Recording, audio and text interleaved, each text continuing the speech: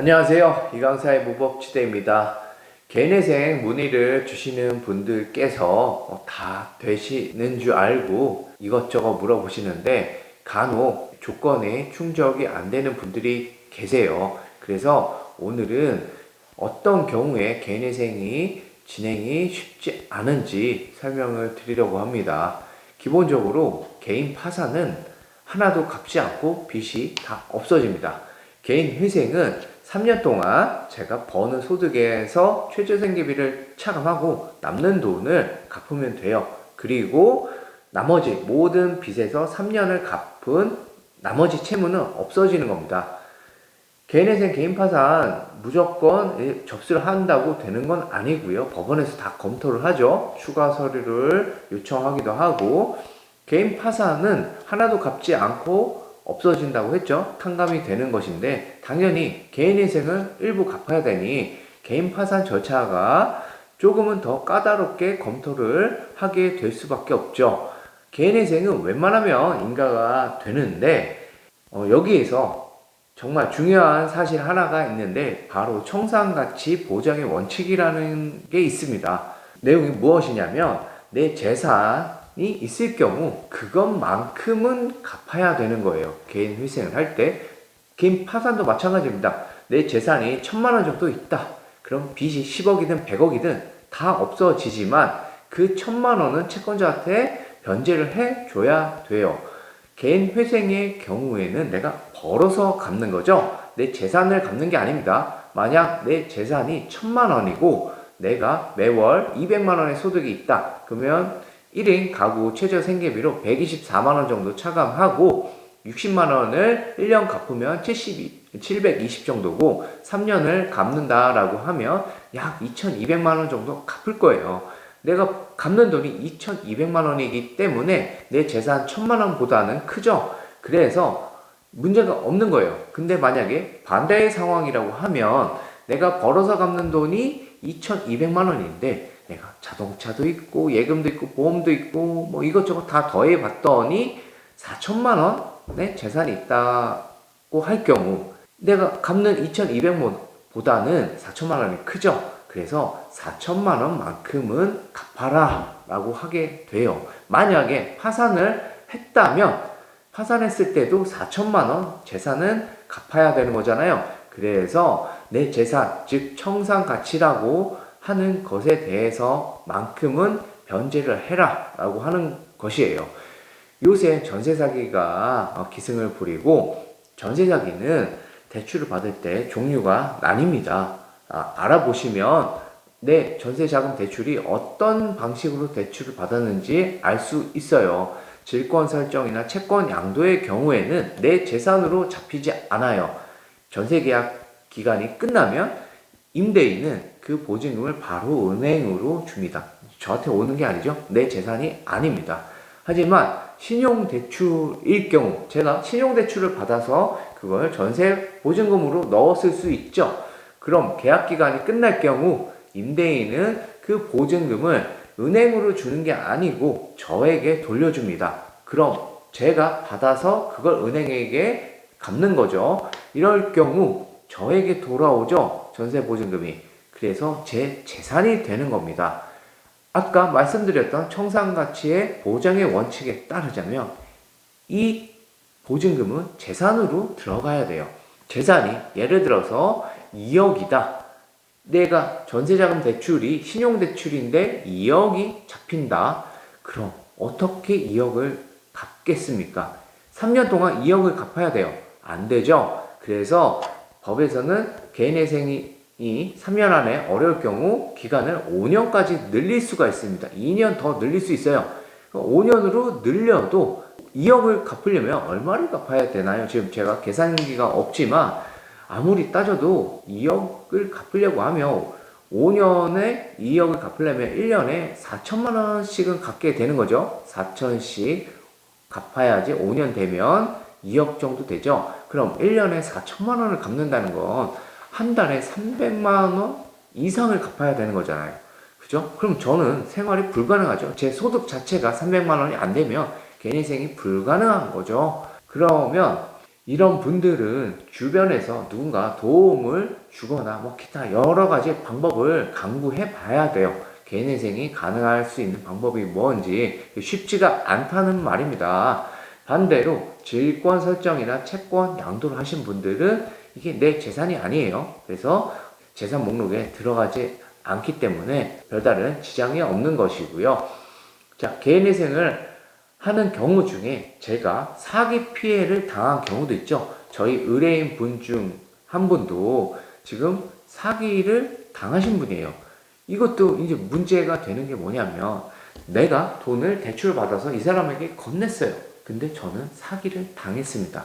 그럼 개인회생하고 개인 파산을 하는 건 맞죠. 근데 법원에서는 뭘 요구할 거냐면 네가 돈을 쟤한테 줬으면 쟤한테 돈을 받을 권리가 있지 않느냐. 쟤한테 받아라 라고 하는 거예요. 근데 저 사람은 돈이 있으면 제가 진지하게 받아서 갚았겠죠. 하지만 능력이 없을 겁니다. 능력이 없어서 저희가 이것저것 막 다 해야겠죠. 판결문도 받고 추심도 하고 아무리 노력해도 저 사람에게 돈을 받아낼 방법이 없습니다. 라는 걸 누가 입증을 해야 되냐? 저희가 입증을 해야 됩니다. 전세 사기 중에서도요. 선순위 대항력 있는 임차인의 경우에는 어떻게 되냐면 이론적으로는 경매가 넘어가면 선순위 대항력 있는 임차인은 그 낙찰자에게 보증금을 회수할 수 있죠. 그래서 거주할 수도 있고 하지만 그런 상황에서 이 부동산의 시세가 선순위 대항력 있는 임차인의 보증금보다 낮거나 비슷하다고 하면 계속 유찰이 될 거예요. 누가 선뜻 낙찰 받지 않죠. 그러면 임차인은 그 집에서 계속 거주를 해야 해요. 그리고 뭐 대출과 관련해서 정부에서 지원을 해준다고 하지만 임차인의 입장에서 상당히 어려움이 있습니다. 이런 상태에서 개인회생을 신청하면 똑같은 결론이 발생을 하는 거예요. 너 돈을 받을 수 있는 상황이잖아. 채권이 있잖아. 그 돈을 못 받을 거라는 걸 너가 입증해라 라는 거예요. 그럼 최선의 방법은 그나마 경매 입찰가가 뭐 시세 70% 정도이고 우리의 보증금은 얼마고 이래서 아무리 긍정적으로 상황을 봐도 예측을 해도 내 보증금은 다 회수가 못될 것이다 라는 걸 저희가 적극적으로 입증을 해서 소명을 해야지 그나마 개인회생 절차가 진행이 될 수가 있는 겁니다. 이게 다 무엇 때문이냐? 청산가치 보장의 원칙 때문이에요. 내 재산에 들어갑니다.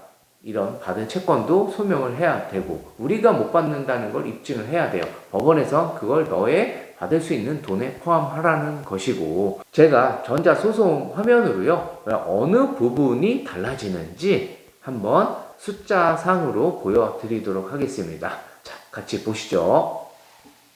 전자소송을 검색하시고 개인회생 서류 작성으로 들어오시면 이런 화면이 보일 겁니다.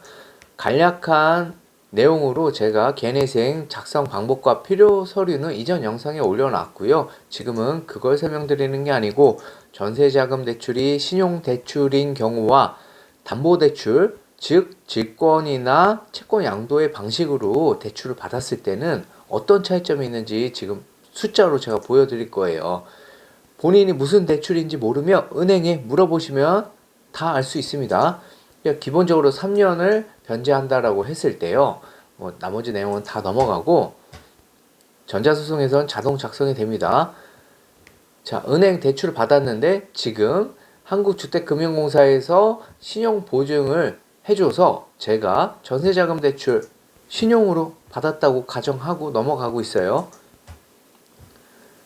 자, 마지막 단계로 넘어가면 저희가 변제율을 알 수가 있는데 제가 소득 200만원에 1인 가구라고 가정을 하면 124만원 생계비가 차감이 됩니다.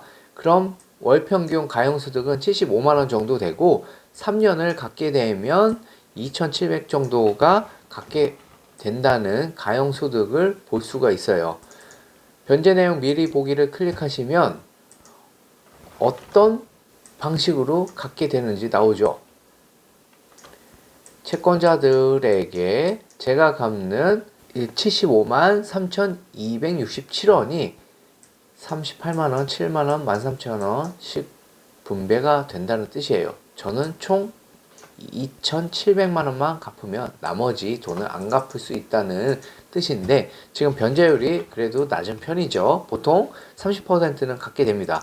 자, 여기 청산가치가 비어 있는데, 이게 아까 제가 말씀드린 저희 재산을 얘기하는 거예요. 여기에도 써있죠. 재산 목록성에 청산가치 금액을 입력하라.